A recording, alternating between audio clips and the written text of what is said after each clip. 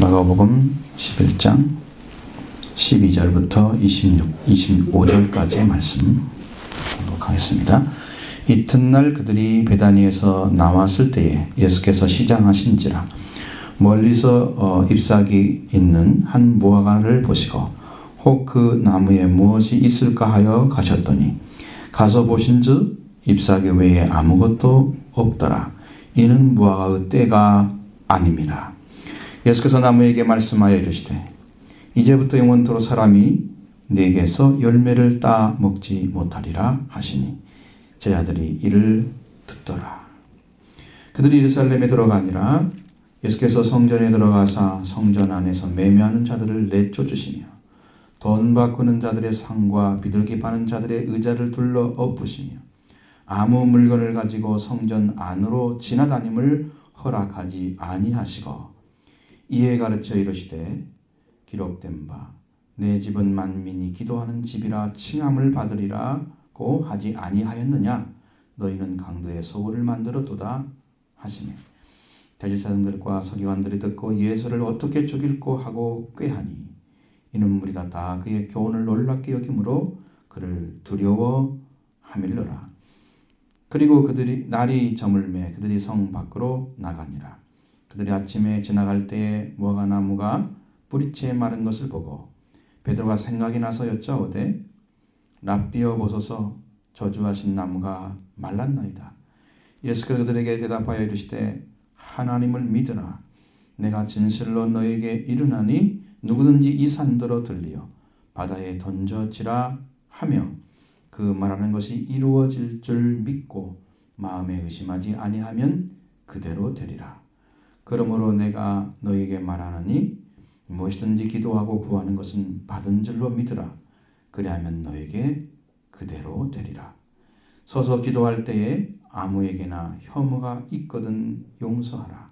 그리하여야 하늘에 계신 너희 아버지께서도 너희 허물을 사하여 주시리라 하시니라. 아멘. 오늘은 대강절입니다. 잘 지내라고 주신 절기죠. 대강대강 지나는 절기가 아니고 예수님의 육신으로 오시는 그 때를 이제 기억하면서 아기 예수 태어나는 것을 영접하는 그런 절기입니다. 대강절이라고 여러분 칼럼에 자세하게 소개를 해드렸으니까 그것을 잘 참고하시고 성탄절이 올 때까지 여러분 열심히 믿음으로 잘 써주시기 바랍니다. 우리가 마가복음을 주신 것은 대강절과 상관이 없는 11장의 내용은 그렇게 되어 있습니다. 예수님이 이제 사실은 순환주간에 줘야 할 말씀이죠. 사순절 기간 때에 들어오는 그의 그런 이야기입니다. 자, 마가복음 11장에서 보면 예수님이 이제 예루살렘에 오시는데도 마지막으로 입성하는 6월절이 지나면 예수님 십자가에 매달려 죽음으로 들어가는 그런 시간입니다. 예루살렘이 이제 들어오셔서 이 bet바가의 베다니 사이에 왔을 때에 이제 제자들을 보내면서 그들에게 한 번도 타보지 아니한 나귀 새끼를 매여 있는 것을 보고 끌고 와라. 그러면 왜 이렇게 하느냐고 물으면 주가 쓰시겠다 하라. 이렇게 말씀하고 즉시 보내죠. 제자들이 가서 보니까 똑같이 됐죠. 그래서 주가 쓰시겠다 말씀드리니까 풀어주는 거예요.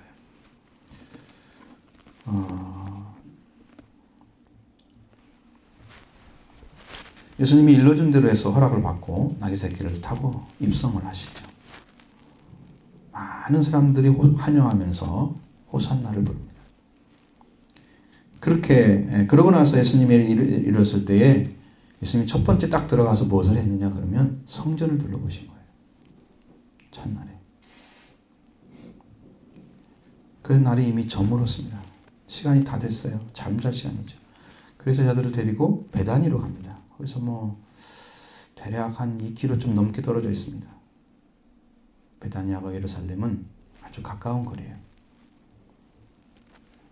이튿날이 됐습니다. 예수님이 이제 베다니에 왔는데 그 베다니에 와보니까 시간이 굉장히 빨리 온 거예요. 이른 아침에 온 거예요. 그래서 베다니에 왔을 때 예수님이 시장하셨다. 12절에 그렇게만 나와 있죠. 근데 이 날이 언제냐면은 순환주간의 시작인데 첫째 날인 월요일 날입니다. 예수님은 베다니에서 안식을 취하신 후에 예루살렘으로 들어가십니다. 그리고 예수님과 제자들이 베다니에서 나와서 예루살렘에 들어가셨을 때 예수님께 시장하셨다고만 써 있죠, 우리는. 그런데 마태복음 21장 18절에는 다음 날 이른 아침 예루살렘 성 안으로 들어오시는 길에 시장하셨다 이렇게 되어 있습니다. 이른 아침이라는 말을 썼어요. 이른 아침이라는 말은 몇 시냐면 새벽 3시부터 6시 사이를 가리키는 거예요. 예수님 오신 시간이 굉장히 새벽이었다는 사람들은 아침이 되기 전이었어요. 숙소를 그래서 떠나오셔서 아침 일찍부터 이제 걷기 시작하신 것입니다. 참 예수님 부지런하신 것 같아요. 새벽부터 움직이세요. 절대로 몸이 이렇게 이제 음식을 할 만하면 계속 움직이시고 일하시는 그런 분이시지 그냥 게으름 피지 않으세요. 내가 좀 편해야지 이런 일을 안 하신 것 같아요. 아침에 오니까 뭐 아침 식사할 수 있는 겨를이 없잖아요. 그래서 시장하셨다. 그리고 멀리 있는 무화과나무를 이렇게 바라봤습니다. 같이 보죠. 13절 같이 보면 여러분 읽어보십시다. 멀리서 잎사귀 있는 한 무화과나무를 보시고 그 나무에 무엇이 있을까 하여 가보셨더니 가서 보신즉 잎사귀에 아무것도 없더라. 이는 무화과의 때가 아닙니다. 여러분 여기 무화과에 대한 얘기가 있죠. 지난주에도 무화과에 대해서 말씀드렸는데 하나님이 무화과를 지금 말씀드리려고 하는 것 같아요. 이게 무엇을 말하고 있는지.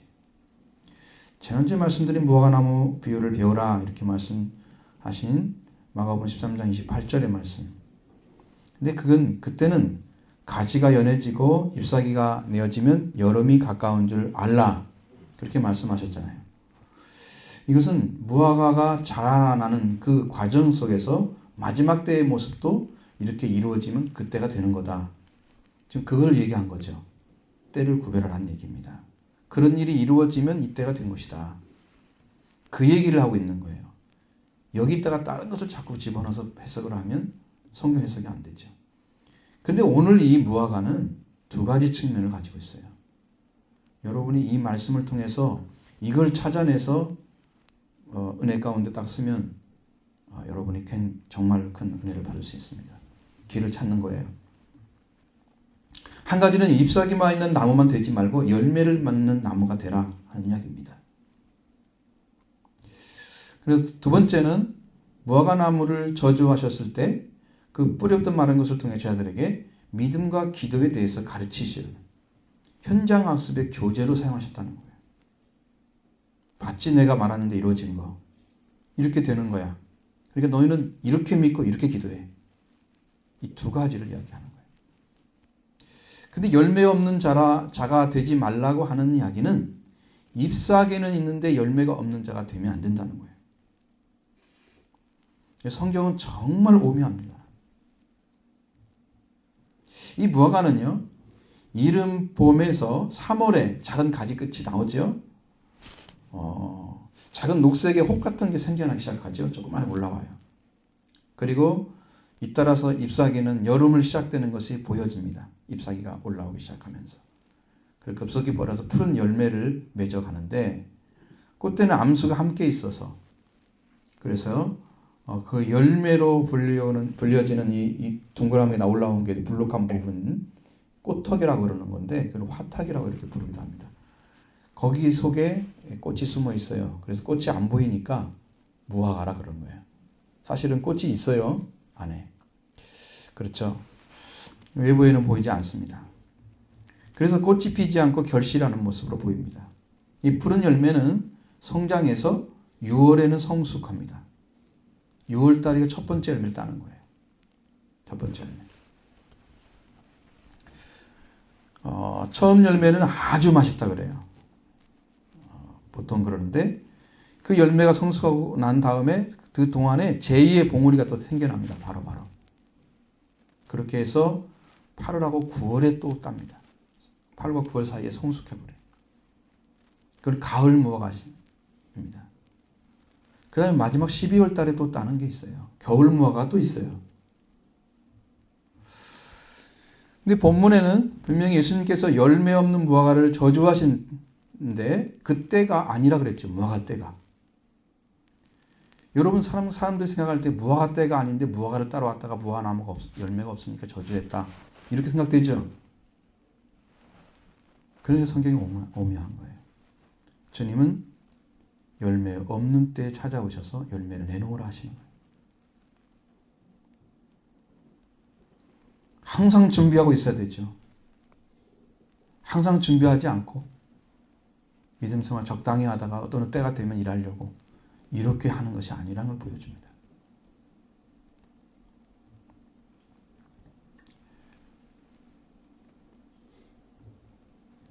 그게 무화과 때가 아닌데 저주했다는 걸 가지고 신학자들은 굉장히 고통합니다. 왜 이렇게 말씀하셨을까? 이것은 참 자연 섭리에 안 맞는 거예요. 근데 한 가지 단서가 있습니다. 무화과 때가 아니라는 것은 무화과의 일반 성숙 계절인 6월, 7월 그때가 아니라 예수님 오신 때는 4월경이었습니다.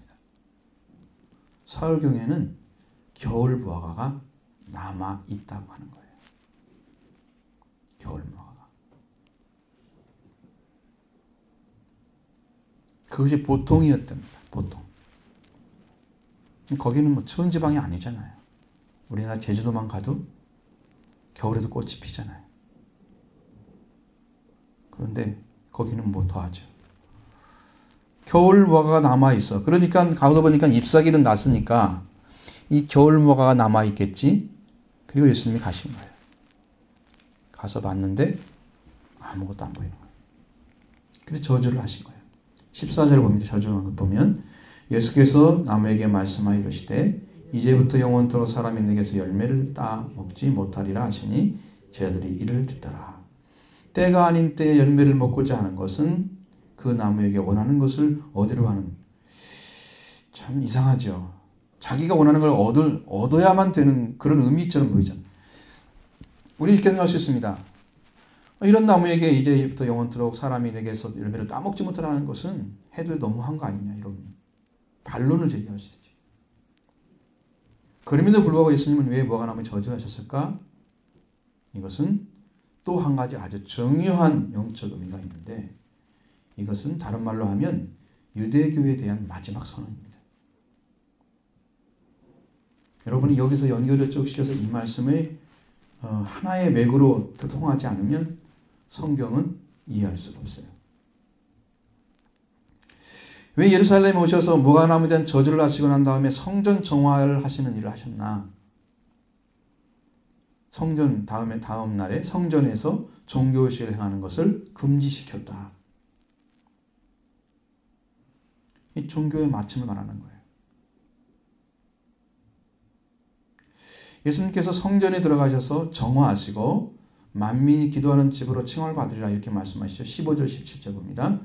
그들이 예루살렘에 들어가니라. 예수께서 성전에 들어가사 성전 안에서 매매하는 자들을 내쫓으시며 돈벌하는 자들의 상과 비둘기 파는 자들이 의자를 둘러보시며 아무나 물건을 가지고 성전 안으로 지나다니심을 허락하지 아니하시고 이에 가르쳐 이르시되 기록된 바 내 집은 만민이 기도하는 집이라 칭함을 받으리라고 하지 아니하였느냐. 너희는 광두에 소굴을 만들었도다 하시매. 예수님께서 제자들과 함께 예루살렘에 들어가셔서 성전에 매매하는 자들을 내쫓으시고 돈 바꾼 자들의 상과 비둘기 파는 자들의 의자를 둘러보셨다. 이건 어제 왔을 때 봤죠. 그리고 그 다음날 또 갔잖아요. 두 번째 본 것입니다. 그런데도 여전히 그 일을 하고 있어요. 예수님은 그때는 때가 저물었기 때문에 날이 어두워졌기 때문에 아무 일도 안 하시고 그냥 가신 거예요. 이튿날 와서 보니까 또 똑같이 하고 있는 거예요. 매매하는 거 그대로, 환전하는 모습 그대로, 하나님의 성전을 더럽히고 있는 거예요. 그래서 그들을 성전에서 쫓아내셨다 이렇게 말씀합니다. 여러분, 성전에서 더러운 일을 하게 되면 주님은, 사람들은 그냥 괜찮아 이렇게 할지 모르지만 주님은 내쫓으십니다. 성전 안에 있어야 할 것이 있어야 되고 없을 것은 없어야 됩니다. 성전에서 하지 말할 것이 있는데 그걸 하고 있는 거예요. 성전이라는 의미는 그때 당시에 이렇게 지어진 성소와 지성소를 이야기하는 게 아니고 이방인의 뜰을 이야기합니다. 거기는 못 들어가죠, 가지고. 근데 여러분이 이 사실을 알고 나면 정말 의미심장합니다. 여기서 제사자들을 폐하는 아주 중요한 근거가 있는데 16절에 아무나 물건을 가지고 성전 안으로 지나다니심을 허락하지 아니하셨다라는 이야기입니다. 이 사실은 무엇이냐면 성전에서 사용하는 성전 기구들이 있습니다. 그 기구를 가지고 이리 갔다 저리 갔다 왔다 갔다 막 가로질러 다니는, 그러면서 종교의식상에 그 필요한 물건들을 운반해야 종교의식을 할 수가 있잖아요. 그런데 그것을 허락하지 않았다는 거예요. 여기서는 종교의식을 종식시킨 것입니다. 유대인의 방식으로 예배드리는 제사 제도를 폐하신 거예요. 주님 금지하신 거예요. 15, 16절에서 예수님께서 행하신 행동이 보면 성전을 정화시키고 쫓아내시고 숙정했다. 거기를 넘어서서 종교적인 기능 자체를 못하도록 해버리고 피 흘리며 제사 드리는 그거 의미 없는 거죠. 그걸 폐쇄시킨 것입니다. 그럼 이 종교적인 의식이 어디로 갔느냐? 예수님께서 십자가에서 흘리신 피와 그의 죽으심으로 인해서 흘리는 그 보혈, 그 피의 제사, 그걸로 대체하시고 다시는 제사를 드리지 않도록 폐해버린 것입니다. 이렇게 예수님의 보혈의 피로 씻음받고 그 은혜 가운데 들어간 자들에게 그들은 이 성전이 만민이 기도하는 집으로 부활되는 거예요. 만민이 기도하는 집입니다. 그 역할을 하도록. 내 집은 만민이 기도하는 집이라 칭함을 받으려 하지 아니하였느냐 말씀하시고, 너희는 강들의 소굴을 만들었다. 강도의 소굴을 만들었다 이 말씀하십니다. 이사야 56장 7절의 말씀을 인용하신 거예요. 내가 그들을 나의 성산으로 인도하여 기도하는 내 집에서 그들을 기쁘게 할 것이며 그들의 번제와 희생은 나의 제단에서 기꺼이 받게 되리니 이는 내 집은 만민이 기도하는 집이라 일컬음이 될 것임이라. 이 말씀을 인용한 거예요. 근데 이 말씀이 예언이 아니더라도 하나님을 경외하는 자에게 성전에서 허용되도록 유일한 장소가 이방인의 뜰이었습니다. 그러니까 이방인들이 쓸 수 있는 땅을, 예배드리도 허용된 그 장소를, 거기를 시끄럽게 냄새나는 그런 장터가 되게 만들었어요.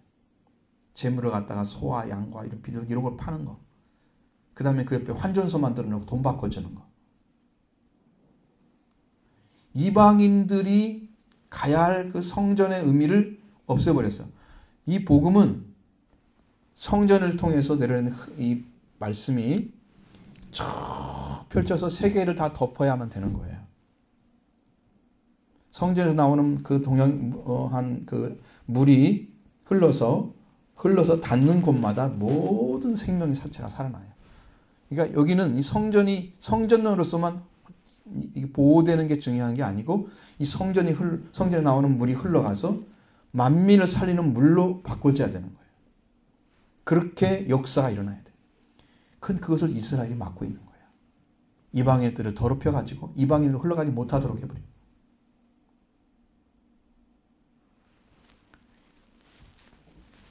그래서 결과적으로 유대 종교 지도자들이 이방인들에게 약속된 영적 특권을 못 듣게 하는 그런 방해를 하고 있는 것입니다. 지금. 그래서 모든 종교의식은 이제는 그리스도의 십자가 부활에서 끝나고 이전에 구원을 받은 자들에게 개방된 장소가 성전. 성전에서 할 일은 뭐냐? 기도하는 일이에요. 교회 오시면 여러분 기도하셔야지. 내 집은 만민이 기도하는 집이라.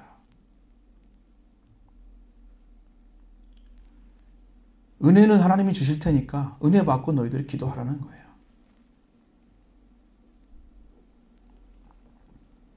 누구나 기도 드릴 수 있는 게 아닙니다. 누가 나와서 기도하라고 하니까 만민이 기도하는 집이라니까 모든 사람이 다 올고 여러분 많은 사람 나와가지고 기도 좀 하게요. 교회 안 다니는 사람도 오고 그럽니까? 그 만민이라는 의미를 잘 이해를 하셔야지. 모든 사람이 다 열려져 있지만 모든 사람이 기도하는 건 아닙니다. 그렇게 되기를 소망하시는 하나님께서 다 구원받아서 하나님 앞에 모두가 무릎 꿇는 자가 되기를, 하나님의 은혜를 구하기를, 구원을 요청하는 자, 그래 모든 자가 회개에 이르기를 원하시는 그 의미가 들어있는 거예요. 만민이 기도하는 집이라. 그 은혜가 지금 그 속에 들어있는 거예요. 하나님의 집에 가서 기도를 드리면 하나님께서 인도해 주시죠. 분명히 만나 주십니다. 하나님을 만나는 장소, 회개하고 또 회개하는 자에게 은혜를 주시는 장소, 하나님의 거룩한 말씀이 임하는 장소, 바로 성전입니다. 이곳에서 기도를 해야 돼요. 이렇게 매매하면 환전하는 일로 제사를 드리는 그 모습은 꼭 잎사귀가 있는 나무, 무화과 나무의 모습이에요. 잎사귀가 많아서 마치 열매가 맺어질 것처럼, 열매 맺은 것들이 지금 있어서 많은 사람들이 그 열매 때문에 오는 것처럼 그렇게 보여지는 모습이에요. 그 열매를 맺기 위해서. 그런데 열매가 없는 거예요. 유대교를 통해서 이방인을 살리는 길이 막혀진 거예요.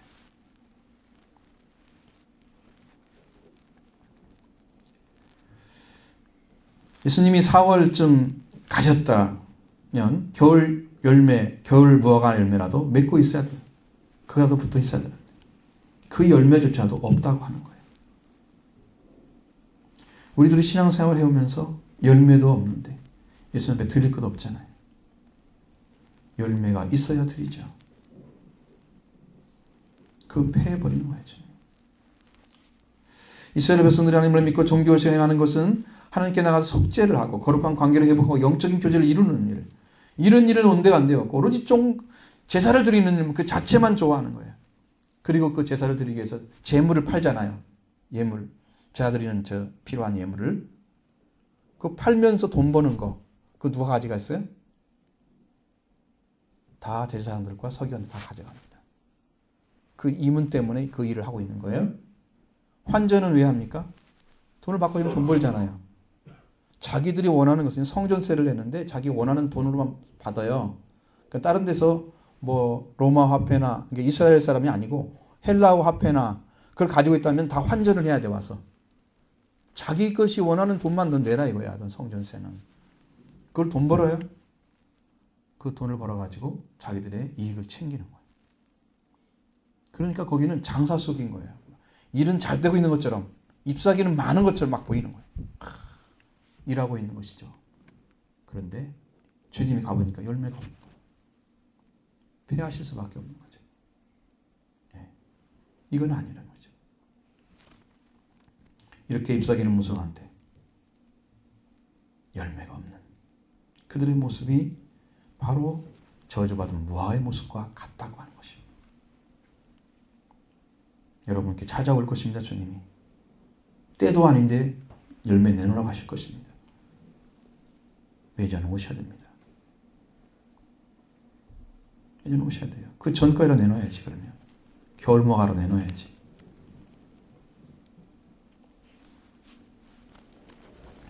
그래서 성전에서 더 이상 성전 기구를 가지고 돌아다니는 거 허락하지 않으신 거예요.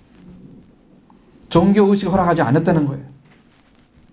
지금의 복음은 예수님이 하나님의 아들이신 걸, 예수가 그리스도인 것을 믿는, 예수님 십자가 부활로 완성된 이 복음, 하나님께서 인류를 살리는 유일한 길을, 이 복음을 주셨습니다. 이 세상에서 하나님을 알고 하나님께 인도하는 사람이 이 지구상에 몇천 명, 몇천억 명이 왔다 갔더라도 예수님 한 사람밖에 없어요. 그걸 완전히 줄 수 있는 분. 그래서 좁은 문입니다. 그래서 좁은 길입니다. 그분을 찾아서 길로 삼고 가는 사람만 하늘의 생명을 갖는 거예요. 예수님이 길이요 진리요 생명입니다. 그분을 길로 알고 찾아낸 사람들은요, 정말 평안하게 은혜 가운데 가는데, 세상에 고난은 있지만 그 마음의 평강은 말로 할 수가 없는 기쁨을 가지고 가요. 딱 하나밖에 없는 길을 찾았기 때문에. 퍼센트로 따지면 엄청나게 작은 숫자죠. 그래서 이 은혜를 받은 사람들은 하나님의 교회에 와서 예수님의 십자가를 의지하고 다 기도하는 삶을 살아요. 만민이 기도하는 집이 되는 거예요. 광도에서 올만도 안 됩니다. 장사 속이 돼서는 안 되는 거예요, 교회는. 하나님이 그것 때문에 말씀하신 게 아니잖아요. 예수님이 그것 때문에 돌아가신 게 아니잖아요. 너 장사에 돈 많이 벌어라. 이것을 알지 못하면 기독교 기본 진리를 모르는 거예요. 이렇게 행하신 것은 대제사장들과 서기관들이 듣고 예수님을 어떻게 죽일까? 이걸 보고 그들은 꾀하고 있는 모습을 보여줍니다. 18절, 19절 같이 봅니다. 대제사장들과 서기관들이 듣고 예수를 어떻게 죽일까 하고 꾀하니 이는 무리가 다 그의 교훈을 놀랍게 여김으로 그를 두려워하밀러라. 그리고 날이 저물매 그들이 성 밖으로 나가니라. 이게 지금 무슨 말이냐면 대제사장과 서기관들은요, 예수님의 이 일을 들었습니다. 그 다음에 어떻게 죽일까 꾀했다. 이게 무슨 말이냐? 아주 이 전부터 예수님이 지금 행하고 있는 일을 딱 보면서 그 전부터 생각했던 거예요. 그것이 이제 구체적으로 예수님을 죽일 것인가, 어떻게.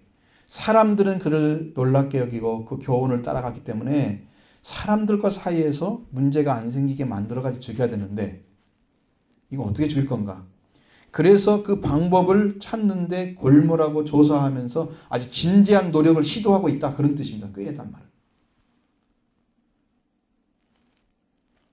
아주 굉장히 철저하게 준비를 하는 거예요. 예수님 죽일 준비를.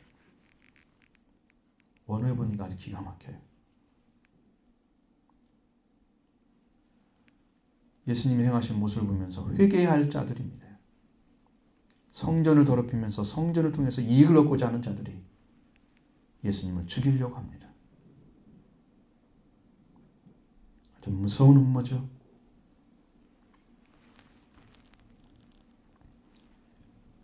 예수님은 싫고 사람들이 그 말씀을 들을 때 아주 놀라운 교훈으로 봤기 때문에 사람들이 뭐라고 할까 또 두려워서 이중적인 태도를 취하고 있는 모습.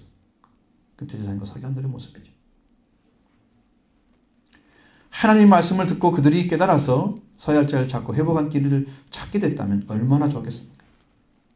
그런데 그런 잘못된 일을 하고 있으면서도 그 행위를 돌이키는 일을, 회개하는 일을 하지 않았습니다. 이러한 종교인들은 기득권과 함께 자신의 이익을 결단코 뺏기지 않으려고 생각합니다. 그러니까 자기에게 해가 되는 것들은 다 없애버리는 거예요. 이들이 경제적인 사람들이죠. 경제만 생각하는 사람들이죠. 하나님을 두려워하지 않고 신앙생활하는 사람은 하나님의 교회를 이용해서 자기 이익을 챙기려고 하는 거예요. 하나님의 뜻이, 하나님의 일이 이루어지기를, 성취하기를 수고하고 사역하는 것이 아니고 자기의 목적과 얘기를 위해서 성전을 이용하고 있는 자들이야. 이러한 기득권을 행하는 것이 곧 잎사귀 많고 열매가 없는 유대교였습니다. 그래서 무화과 나무를 저주하신 다음에 성경에 대한 말씀을 기록해 놓았다. 사실은 이 순서대로 사건이 일어났을지라도 역시 또 결론은 똑같습니다. 뭐 원래 그런 것이 그렇게 일어났는데 뭐 그렇게 적은 거 정상적이지. 그게 정상적이에요. 그래서 하나님 그 말씀하시고 생명을 구원하는 일은 전혀 관련이 없고 종교의식만 가진 자들 보여주는 것입니다. 그리고 날이 저물어서 그들이 성 밖으로 나갔습니다. 근데 이게 웬일입니까? 예수님께 저주하신 그 말씀을 들었던 제자들은 깜짝 놀랐습니다. 20절로 21절 봅니다. 그들이 아침에 지나갈 때에 무화과나무가 뿌리째 마른 것을 보고 베드로가 생각이 나서 여짜오되 랍비여 보소서 저주하신 무화과나무가 말랐나이다. 자, 14절 하반절에 보면 제자들이 듣더라 그렇게 되어 있죠. 제자들이 듣더라. 그런 말씀이 있습니다. 무화과나무 저주한 걸 들었다는 거예요. 그런 이야기죠, 그건. 그리고 20절에는 그들이 아침에 지나갈 때 무화과나무가 뿌리채 마른 것을 보았다. 베드로가 생각이 나서 선생님 보세요. 저주하신 나무가 말랐습니다. 이렇게 말을 하고 있습니다. 그게 이 말하기 전에 예수님 알았을 것입니다. 아셨을 거예요. 예수님이 사건을 통해서 보이신 후에 무화과나무에 대해서 말씀하는 것이 아니고 믿음과 기도에 대해서 말씀하고 있어요. 아주 정말 특이한 교훈입니다.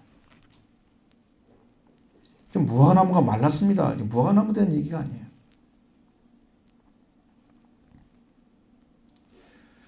자, 우리 22절로 23절 같이 보겠습니다. 예수께서 그들에게 대답하여 이르시되 하나님을 믿으라. 내가 진실로 너희에게 이르노니 누구든지 이 산들어 들리어 바다에 던져지라 하며 그 말하는 것이 이루어질 줄 믿고 마음에 의심하지 아니하면 그대로 되리라. 아멘. 자, 예수님은 제자들에게 현장에서 보면서 믿음과 기도에 대해서 가르쳐 줍니다. 예수님은 첫 번째로 하나님을 믿으라. 또 그 말하는 것이 이루어질 줄 믿고 마음에 의심하지 않으면 그대로 되리라. 이렇게 두 가지를 이야기하십니다. 하나님을 믿으라는 거예요. 하나님을 믿었을 때 말씀이 주어지는 거예요. 하나님을 믿는 믿음을 사용하셔서 말씀을 내려주시는 거예요. 그리고 그 말씀을 믿고 말하는 것이 이루어질 것을 의심하지 않고 그대로 믿으면 이루어지는 거예요. 이 이루어질에 해당하는 단어가 뭐냐면 기노마이의 현재 중수 디포넌트 3인칭 단수 기테나이라 기네타이라고 되어 있습니다. 이것은 이 중수 디포넌트가 여러분도 몇 번 말씀드린 것처럼 아주 해석을 잘 못하면 의미를 이해를 못해요. 그래서 문법이 한 번씩은 나와요. 필요한 것들이 있어요. 이건 어떻게 이해를 해야 되냐면 타의에 의해서 보내짐을 받은 능동적인 행동으로 해석을 해야 됩니다. 타의에 의해서. 그러면 이 말을 하는 것이 타의에 의한 거예요. 그럼 누가 해주는 거예요? 타의니까. 자기는 아니죠. 누구겠어요? 하나님이죠. 앞에 하나님을 믿으라 그랬죠. 하나님이 지금 주신 말씀, 그 말씀을 믿는 거죠. 자, 하나님이 보내짐을 받은 것이라고 그래서 타의에서 보내짐을 받은, 뭘 보내짐 받았어요? 말씀을 하라고 하나님이 말씀을 주신 거예요. 그래서 누가 말을 했어요? 내가 말을 했어요. 이루어질 거라고. 이렇게 얘기했어요, 내가. 이게 중수 디포넌트의 뭐. 지금 말을 하면, 지금 그렇게 하나님 주신 말씀을 받고 선포하면, 근데 그것이 능동적인 행동이 어디까지냐면, 믿고 의심하지 아니하면 거기까지예요. 믿고 의심하지 않을 때까지 하는 것이 능동적인 행동의 끝이에요. 그러면 그대로 되리라. 그 되리라는 말은 여기도 중수 디포넌트는 여기는 미래형으로 되어 있어요. 여기는 에임인데 에임이 에스타이라고 되어 있습니다. 현재가 아니라 미래에 이루어진다는 거예요. 그러니까 예수님도 지금 하나님의 말씀을 받아가지고 그냥 던졌습니다. 하나님 말씀을 던졌어요. 그리고 갔다가 와서 저녁 때 보니까 뿌리채 말른 거예요. 무화과나무가. 정화 작업하고 온 거죠, 성전. 그리고 와 저녁 때 되는 거 보니까 마른 거예요. 미래에 이루어졌죠. 말씀하신 게 이루어졌죠. 그래서 타이어에서 하나님의 뜻에 의해서 보내짐을 받은 하나님의 말씀을 받고 행동은 능동적인 행동은 이 말씀을 받은 자가 자신이 선포하는 거예요. 자신은 자기 말이 아니잖아요. 하나님이 주신 말씀이잖아요. 그 말을 하는 거예요. 그러니까 여러분 능력이 임대하는 능력의 역사가 어떻게 일어나냐? 하나님의 말씀을 받고 선포한 것을 끝까지 믿음을 갖고 있으면 이루어지는 거예요. 그때 기적이 일어나요. 그때 일어납니다. 말씀 받는 게 먼저죠. 그래서 하나님을 믿으라 이 말을 먼저 하시겠습니다. 하나님을 믿어야지 말씀을 주시죠. 선포하는 건 나예요. 그런데 이루어지는 것은 그 말씀이 하는 거예요. 그럼 뭘 사용했다는 거예요? 그 말은 기도를 우리가 말씀을 믿는 믿음을 사용한 거예요. 하나님께서. 믿음이 하나님 말씀이 임재하는 통로가 돼서 주어집니다. 이게 말씀 받는 게 얼마나 큰 축복이고 특권인지 아세요? 근데 이 기본적인 진리를 잘 몰라요.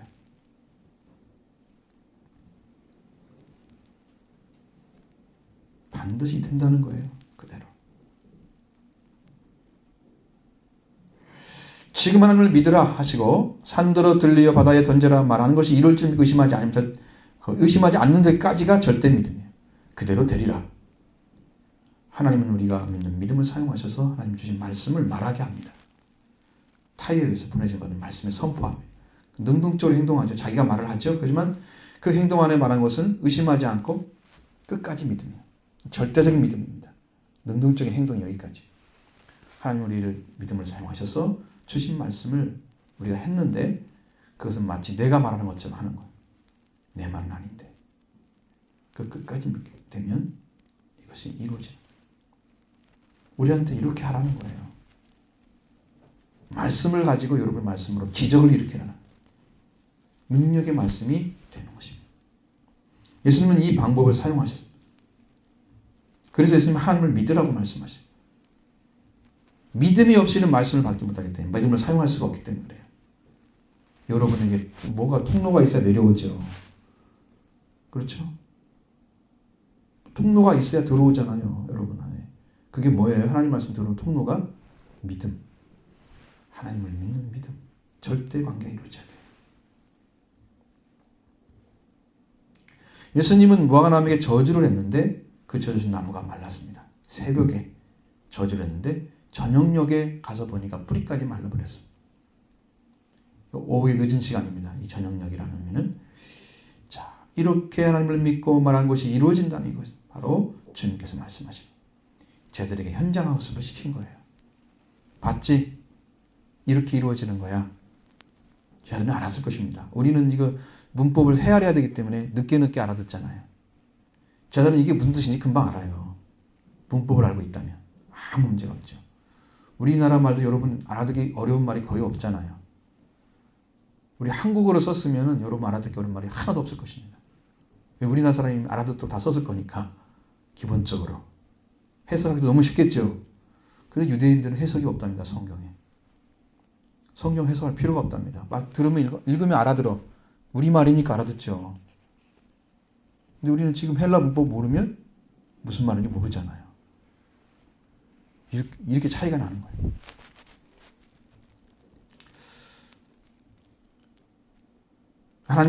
완전하게 하나님과 하나님의 말씀을 믿는 믿음, 그리고 그 말을 하는 말의 능력. 예수님은 이 산들어 들려 바다에 던져라 하시면 그 바라는 것을 믿고 심청하면 그대로 이루어질 것이다. 믿음을 가지고 하나님께 주신 말씀을 선포했으면 절대 믿음으로 서 있어야 되고 그 믿음을 통해서 하나님 일하십니다. 오늘 여러분들이 믿음을 가지게 되면 이 말씀대로 하나님 말씀을 받고 믿음을 통해서 선포하시면 이런 능력, 역사가 여러분을 통해서 여러분 스스로가 경험하게 될 줄을 믿습니다. 하나님이 행하시는 거예요. 그리고 또 한 가지를 가르쳐주는 거예요. 기도에 대한 것입니다. 이것은 24절 같이 봅니다. 그러므로 내가 너에게 말하노니 누구든지 기도하고 구하는 것은 받은 줄로 믿으라. 그리하면 너에게 그대로 되리라. 여기서 해석을 잘해야 돼. 이것이 잘못하면 무엇이든지 이것이 문제가 돼. 무엇이든지. 지금 이 말씀은 누구한테 준 것입니까? 아무에게나 다 말하는 거 아니죠. 믿지도 않으면서 자기 욕심 챙기려고 무엇이든지 구하라고 했으니까 구한다. 이렇게 하는 사람들이 있어요. 이것은 누구한테 준 말씀이에요? 제자들에게. 예수님만 따라가고 있는 사람에게 준 거예요. 네 욕심 채우라고 무엇인지 구하라는 뜻을 말씀하신 게 아니에요. 근데 그렇게 해석을 해요. 여러분 다 구하면 됩니다. 열심히 기도하십시오. 예수님의 제자처럼 예수님을 위해 살고 예수님의 복음을 위해 살고 그렇게 헌신했던 사람들을 지금 이야기하는 거지. 그냥 자기 뜻대로 살고 자기 멋대로 살면서 자기 원하는 걸 이루어달라고 무엇이든지 구하라는 그렇게 해석하는 사람들. 그것은 성경이 아니죠. 제자들이 기도한 것이나 제자들이 행했던 것들을 성경에 기록한 거 보면 그런 모습은 전혀 없습니다. 제자들이 기도하는 것도 전혀 아니고 이게 그렇게 생각하면 안 됩니다. 이 기도와 말씀 잘 그 믿음의 관계를 잘 하셔야 돼요. 제자들의 기도는 우리가 마태복음 6장 7장에서 말씀하신 예수님 가르쳐주신 말씀이죠. 6장에서는 주님이 가르친 기도가 있습니다. 주님의 기도. 7장에서 가르쳐진 것은 구하라 찾아라 두드리라. 기도하시죠? 다 기도에 가는 것입니다. 얼마나 많은지. 그 기도의 마지막은 구하는 자에게 좋은 걸 주지 않겠느냐. 분명히 기도하는 자에게 끝에 가서는 하나님이 주시고자 하는 걸 주는 게 좋은 거예요. 나한테 좋은 게 아니고 하나님이 주려고 하는 준비한 것들, 그것은 성령입니다. 바른 기도를 해야 됩니다. 응답받는 기도를 해야 됩니다. 누가복음 18장에서 나오는 말씀들 중에서 응답받는 기도에 대해서 가르쳐줍니다. 원한을 가진 과부가 재판관을 번거롭게 하잖아요.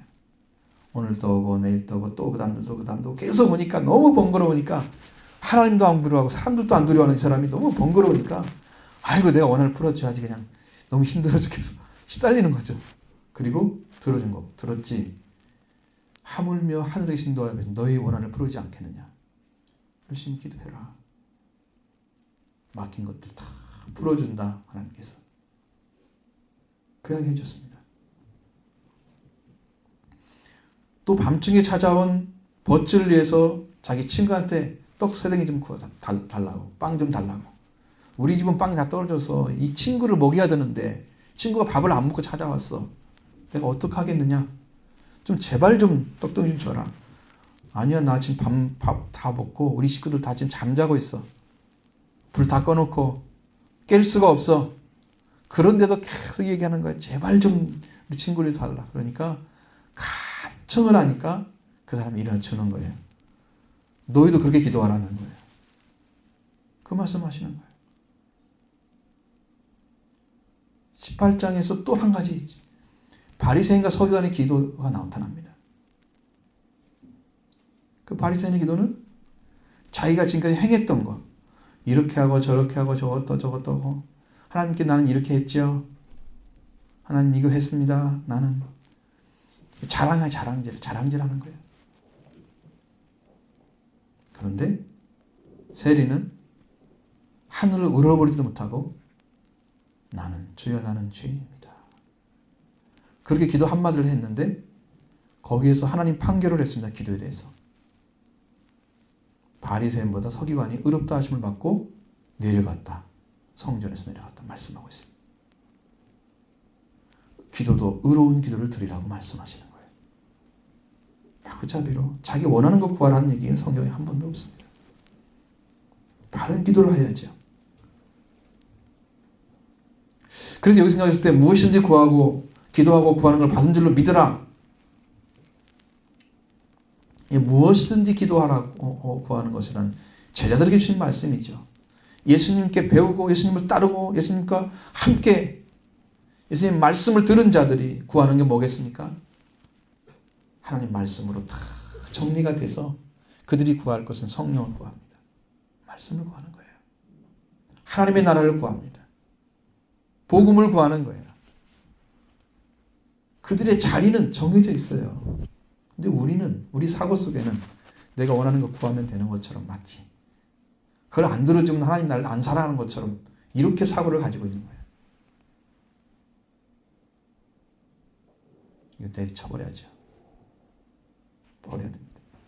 말씀이 아니기 때문이죠.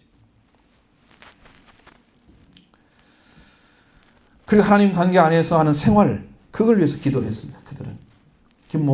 이 모든 것입니다. 이것이. 그러나 많은 분들은 이 말씀을 자들에게 하신 말씀이 아니라 예수님을 따르고 발에 따르지 않고 있는 모든 이들에게 하는 말씀입니다. 무엇이든지 구하고 그래 찾으라 그렇게 해서 하면 다 된다. 이렇게 가르치고 있습니다. 교회에서. 그러니까 교인들이 어떤 걸 기도하냐? 자기 가족의 문제, 자기 사업의 문제만 가지고는 하나님과 상관이 없는 자기 문제만 해결해 달라고 기도하는 거예요. 기복적인 신앙을 다 가르쳐놨어요. 제자들에게 지금 이야기하고 있는 거예요. 제자들에게. 내가 너희에게 말하는 거죠. 제자처럼 살지도 않으면서 제자가 가진 특권을 다 누리려고 하는 거예요. 그러니까 여러분 잘 보셔야 돼요. 주님 가르치는 기도 뭐라고 했습니까? 그러므로 이렇게 돼 있죠. 그 앞에 얘기가 연결되죠. 이 부사를 잘 보셔야 됩니다. 앞에서 말씀드린 대로 하나님 말씀을 받고 받아서 그걸 선포해서 이루어진 거 그거 봤지? 그대로 된다고 했지? 그렇기 때문에 너희도 기도할 때 이렇게 하라. 하나님을 안 믿는 사람이 아니고 하나님 말씀을 안 받은 자가 아니고 받은 자예요. 하나님을 믿고 하나님 말씀을 받은 바로 제자들, 너희들이 기도를 하는 거예요. 그렇기 때문에 기도도 하나님이 구하라고 하신 것을 구하는 자리에 서서 구해야 된다는 것을 말씀하는 것입니다. 이렇게 자로서 삶에서 구함을 하나님이 원하시는 거예요. 그렇지 못할지라도 여러분이 하나님을 따라가고 있다면, 믿음이 부족할지라도 하나님을 원한다면 여러분 하나님 나라를 구하고 하나님의 의를 구하십시오. 너희는 먼저 그의 나라 의를 먼저 구하라고 하셨습니다. 하나님의 구원과 절대 은혜를 구해야 됩니다. 성령을 구해야 됩니다. 구하는 자의 마지막 응답이 성령이에요. 하나님이 원하신 걸 찾는 사람들이 복이 있는 자입니다. 이 땅에서 있다가 사라질 것을 위해서 기도하지 마시고 영원한 걸 찾으십시오. 그러면 땅의 기도 이루어질 것입니다. 땅의 것도 하나님이 채워주실 거예요. 땅의 것을 열심히 구하고 하나님을 안 구하다가 결국은 내가 의지하는 것, 내가 좋아하는 것 잘 되게 해달라고 기도하다가 그것이 망하면 같이 망할 것입니다. 내가 제력가가 되달라고 기도하다가 제력가가 됐다고 해봐요. 돈을 의지하다가 하나님을 의지하지 않으면 돈으로 망할 것입니다. 그게 무슨 의미가 있어요? 멸망한 것을 위해서 기도하다가 멸망하는 거잖아요. 이 땅에 없어지지 않는 걸 구하셔야 돼요.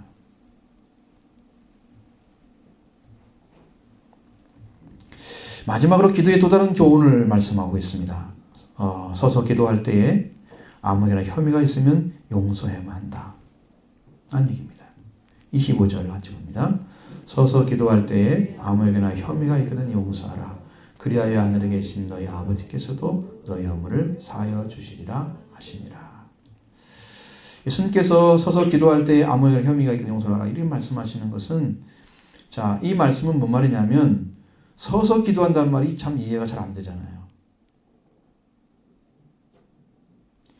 여기는 이렇게 여러분 보셔야 돼요. 기도할 때에 하나님 앞에 서서 자신이 누구와 불화한 이유를 가졌거든 용서하라. 이렇게 되어 있습니다. 이렇게.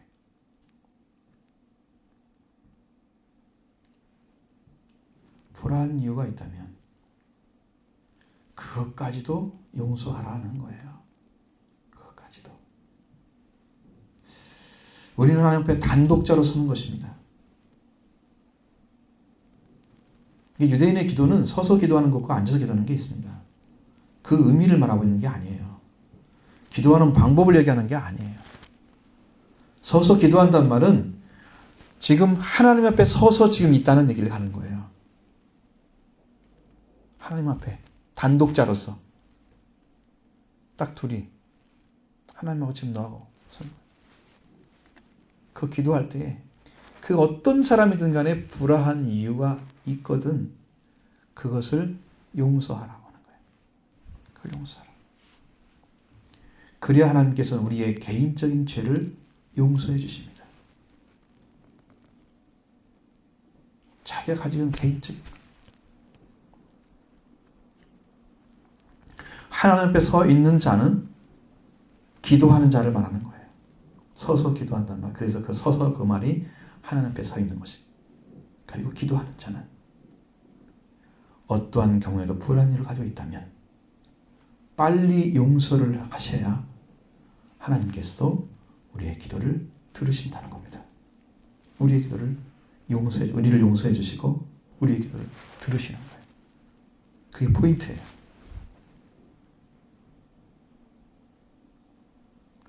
이유를 말씀하시는 게 아니에요. 너 뭐 때문에 불화했니? 라고 묻는 게 아니에요.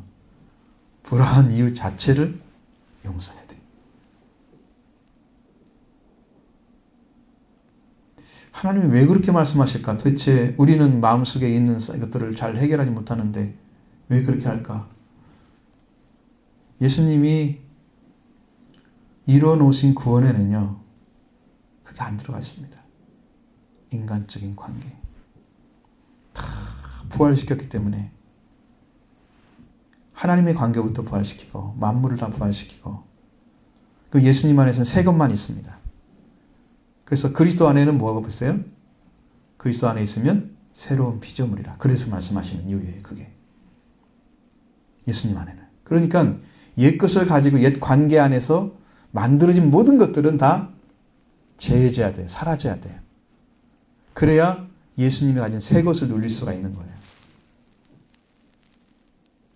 나는 옛날 것에 매여가지고 과거의 삶에 매여가지고 내 삶은 그대로 놔두고 새 것을 받아들일 수가 없는 거예요. 이것은 꼭 옛날 옷을 입고 과거의 옷을 입고서 새 옷을 받는 것과 똑같아요. 과거의 옷을 입고 있다면 새 옷을 못 입을 것이고요. 과거의 옷을 벗으면 새 옷을 입게 될 것입니다. 옷을 입을 수가 없죠. 예수님이 아무리 은혜다, 능력이다 갖다 줘도 자기 고집 때문에 자기가 생각하기 때문에 못 입고 마는 거예요. 이게 얼마나 무서운지 아시죠? 근데 왜 성경에는 26절이 없잖아요. 근데 26절에 보면 다른 데는 그런 말씀이 있어요. 뭐 이거 조그만 성경에 다 나와 있는데 만일 너희가 용서하지 아니하면 하늘에 계신 너희 아버지도 너희 허물을 사하시지 아니하시라. 이렇게 기록되어 있습니다. 우리가 그걸 하지 않으면 우리도 용서받을 수가 없습니다. 근데 왜 이것을 여기다 기록하느냐? 도대체 기도를 가르치려고? 자, 이것은 뭐냐면 불화한 이유를 가지고 있으면요. 그 어떤 이유 간에 생명을 살리는 일을 하지 못합니다. 그 사람은. 우리 하나님께서 기도하는 그 자리에 서서 용서를 하고 기도를 드려야 돼요. 그래서 하나님은 구원과 영생, 하나님의 구원과 영생은 회개하고 성령 받은 자에게 주어지는 거예요. 생명을 살리지 못하면 나도 산 자가 아닌 거예요. 교회의 성장은요, 어디서 이루어지냐면 성령 받고 하나 돼서 서로를 위해서 살아가면 이루어집니다. 자, 들어보니까 교회가 잘 이루어져서 하나님의 교회가 성장해 가는 교회를 이뤄보니까 딱 한 가지더라고요. 하나님의 은혜 가운데 살면서 최소한 3사람만 있으면 돼요.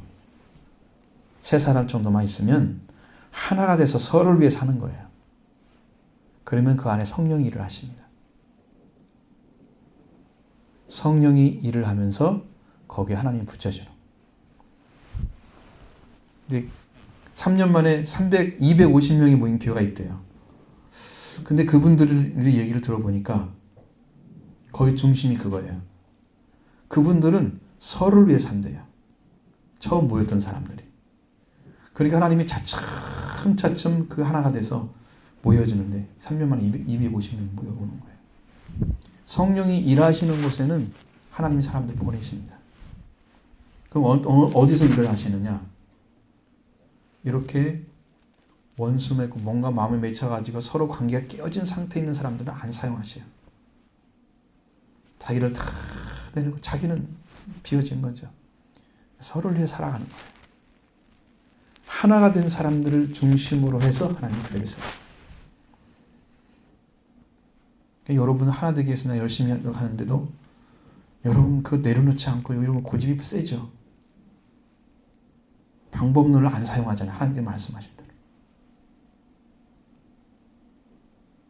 정말 회개하고 성령 받고 여러분 하나가 돼서 서로를 위해 살아가면 여기 안에서 여러분이 하나가 돼서 일을 하잖아요. 하나님 벌써 아셔서 다 보내셨잖아요. 우리가 그 일을 안 하면서 부흥 안 되네 이거 하면 안 되죠. 그러니까 저는 그걸 지금 만들어야죠. 성령 공부도 하고 기도도 같이 가자 그러고 이걸 좀 따라 하는데 뭐 협조를 거의 않잖아요. 이런 교회가 성장한다는 것은 뭐 있을 수가 없는 거예요. 왜냐하면 성령의 역사를 통해서 우리는 성장해야 되기 때문에 그래요. 그러니까 여러분이 인간적으로 불붙어가지고 우리 교회 부흥시켜야 되겠다. 그러면 전도하는 혹시 그런 나오면 모르죠. 그러니 하지 않으시잖아요.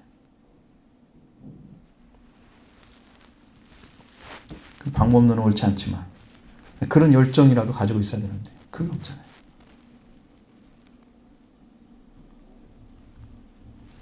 자, 여러분들이 마음에 돌려서 자, 우리도 성령 하나 돼서 그 은혜 가운데서 하나 되는 관계를 만들어 가시면 하나님이 그것을 통해서 교회를 부흥하고 성장시킨다.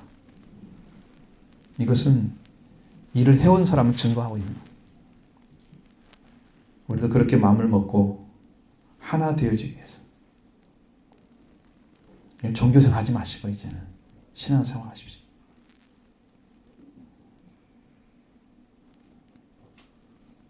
사실 어려운 일이지만 어떤 목사님은 장로님을 세우는데 새벽 2시에 부른답니다. 훈련 받는 거죠. 다 모이라고 전화 한 통 딱 넣으면 그때 안 나오면 탈락. 훈련이에요 그게.